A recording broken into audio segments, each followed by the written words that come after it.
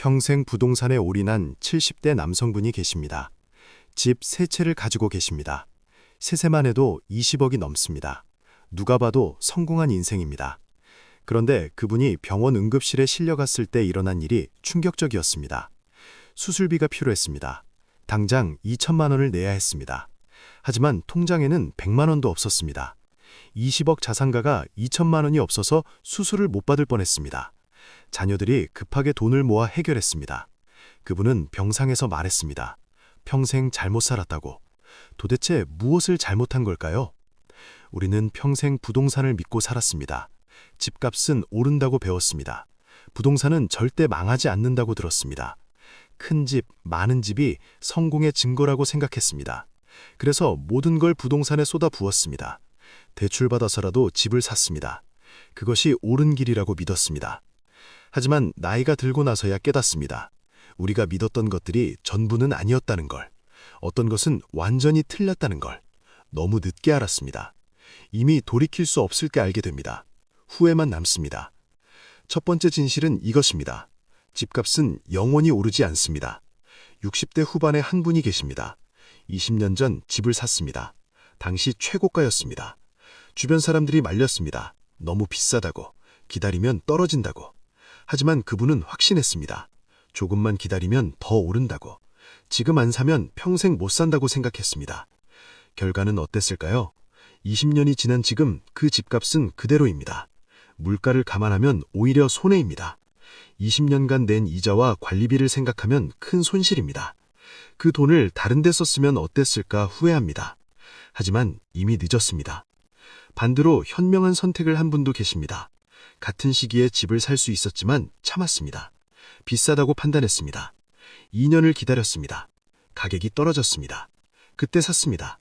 적정가에 샀습니다. 남은 돈으로 다른 투자를 했습니다. 지금은 훨씬 여유롭습니다. 집값은 사이클이 있습니다. 오르면 떨어집니다. 떨어지면 다시 오릅니다. 영원히 오르는 자산은 없습니다. 하지만 사람들은 오를 때만 기억합니다. 떨어질 거라고는 상상하지 못합니다. 그래서 고점에 삽니다. 그리고 후회합니다. 두 번째 진실은 이것입니다. 큰 집이 행복을 보장하지 않습니다. 60대 초반의 한 여성분이 계십니다. 평생 꿈꿨던 60평 아파트를 샀습니다. 모든 걸 쏟아 부었습니다. 대출도 받았습니다. 드디어 입질했습니다. 행복할 줄 알았습니다. 하지만 현실은 달랐습니다. 청소가 고역이었습니다. 매일 청소해도 먼지가 쌓였습니다. 방이 너무 많아서 다 관리할 수 없었습니다. 관리비가 어마어마했습니다. 대출 이자도 부담이었습니다. 생활비가 빠듯했습니다. 행복하지 않았습니다. 게다가 외로웠습니다. 집이 너무 넓으니 텅 빈 느낌이었습니다. 부부 둘이 각자 방에 있으면 서로 보이지도 않았습니다. 큰 집이 오히려 거리감을 만들었습니다. 작은 집에 살 때가 더 가까웠습니다. 후회했습니다.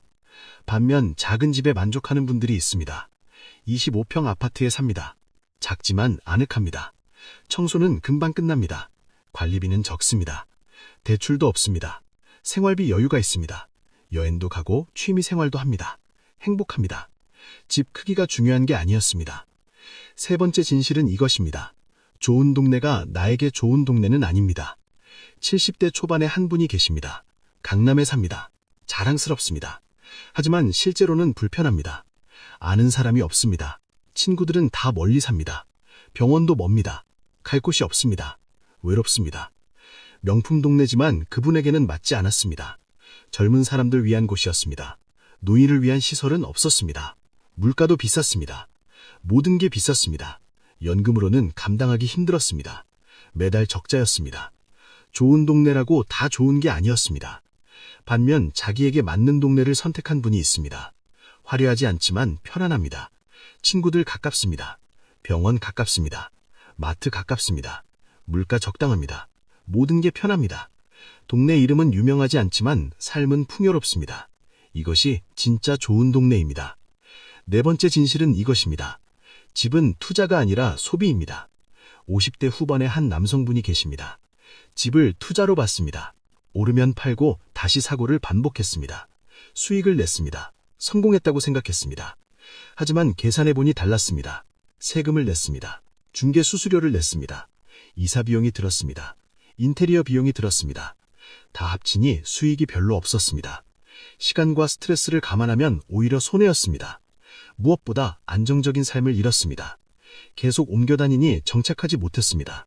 이웃과 친해질 틈이 없었습니다. 익숙해질 새가 없었습니다. 항상 낯선 곳에서 살았습니다. 뿌리를 내리지 못했습니다. 노년에 외로웠습니다. 투자 수익보다 잃은 게 더 컸습니다. 집은 사는 곳입니다. 편안히 쉬는 곳입니다. 투자 대상이 아닙니다. 그렇게 보는 순간 삶이 불안정해집니다. 집을 집으로 보지 못하면 진짜 집이 없는 것입니다. 5번째 진실은 이것입니다. 유동성이 자산보다 중요합니다. 60대 중반의 한 여성분이 계십니다. 집 2채를 가지고 계십니다. 10억이 넘는 자산입니다. 부자처럼 보입니다. 하지만 통장은 비어 있습니다.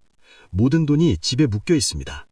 급한 일이 생겼습니다. 손주 병원비가 필요했습니다. 500만 원이었습니다. 하지만 없었습니다. 집을 팔 수도 없었습니다. 급하게 팔면 손해니까요. 결국 대출을 받았습니다. 이자를 내기 시작했습니다. 10억 자산가가 500만 원이 없어서 대출을 받았습니다.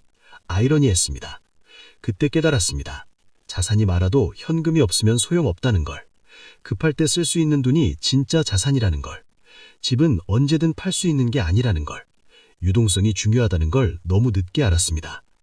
6번째 진실은 이것입니다. 자녀에게 물려줄 집이 오히려 짐이 됩니다. 70대 초반의 한 분이 계십니다. 자녀를 위해 좋은 집을 남기려 했습니다. 평생 아끼며 살았습니다. 좋은 집을 유지했습니다. 자녀가 감사해야 할 거라 생각했습니다.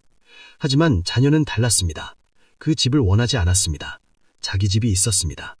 부모 집은 관리가 부담이었습니다. 팔려고 해도 쉽지 않았습니다. 세금도 많이 나왔습니다. 오히려 짐이었습니다. 빨리 정리하고 싶어 했습니다. 그분은 허탈했습니다. 자녀를 위해 평생 희생했는데 자녀는 원하지 않았습니다. 현금으로 줬으면 더 좋아했을 것입니다. 집보다 돈이 필요했습니다. 자유가 필요했습니다. 부모의 생각과 자녀의 생각이 달랐습니다. 7번째 진실은 이것입니다. 집 한 채보다 현금 흐름이 중요합니다. 60대 후반의 한 분이 계십니다. 좋은 집을 샀습니다. 하지만 수입이 없었습니다. 연금으로만 살았습니다. 부족했습니다. 저축을 깨먹었습니다. 불안했습니다. 다른 분은 작은 집에 삽니다. 대신 배당주가 있습니다. 매달 돈이 들어옵니다. 연금과 합치면 충분합니다. 여유롭습니다. 안정적입니다. 집은 작지만 마음은 편합니다. 현금 흐름이 있으니 미래가 두렵지 않습니다. 집값은 숫자일 뿐입니다. 살 수 없습니다. 먹을 수 없습니다. 현금으로 바꾸기 전에는 의미 없습니다. 하지만 매달 들어오는 돈은 다릅니다. 바로 쓸 수 있습니다. 생활할 수 있습니다.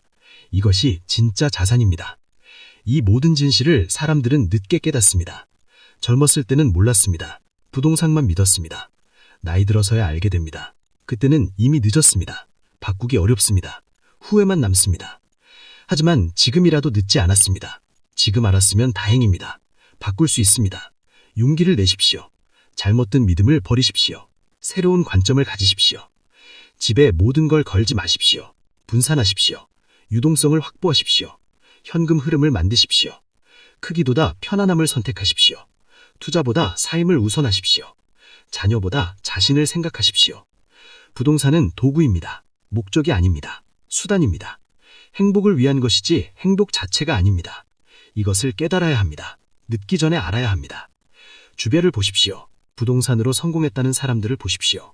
정말 행복한가요? 자산은 많은데 현금은 없지 않나요? 큰 집에 사는데 외롭지 않나요? 좋은 동네인데 불편하지 않나요? 겉과 속이 다르지 않나요? 진짜 성공은 따로 있습니다. 집 크기가 아닙니다. 집값이 아닙니다. 동네 이름이 아닙니다. 편안함입니다. 여유입니다. 자유입니다. 행복입니다. 이것이 진짜입니다. 부동산에 대한 환상을 버리십시오. 맹목적인 믿음을 버리십시오. 냉정하게 보십시오. 현실적으로 판단하십시오. 무엇이 나에게 진짜 필요한지 생각하십시오. 남들이 아니라 나를 보십시오. 평생 잘못 살았다고 후회하지 마십시오. 지금부터 다르게 사십시오. 남은 시간을 현명하게 쓰십시오.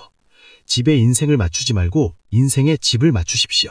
주인은 여러분입니다. 집이 아닙니다. 이 진실들을 기억하십시오. 늦게 깨달았어도 지금 아는 게 다행입니다. 더 늦기 전에 바꾸십시오. 여러분의 노후가 편안하기를 바랍니다. 부동산이 아니라 행복을 선택하시길 바랍니다. 이 영상이 도움이 되셨다면 구독과 좋아요 부탁드립니다. 감사합니다.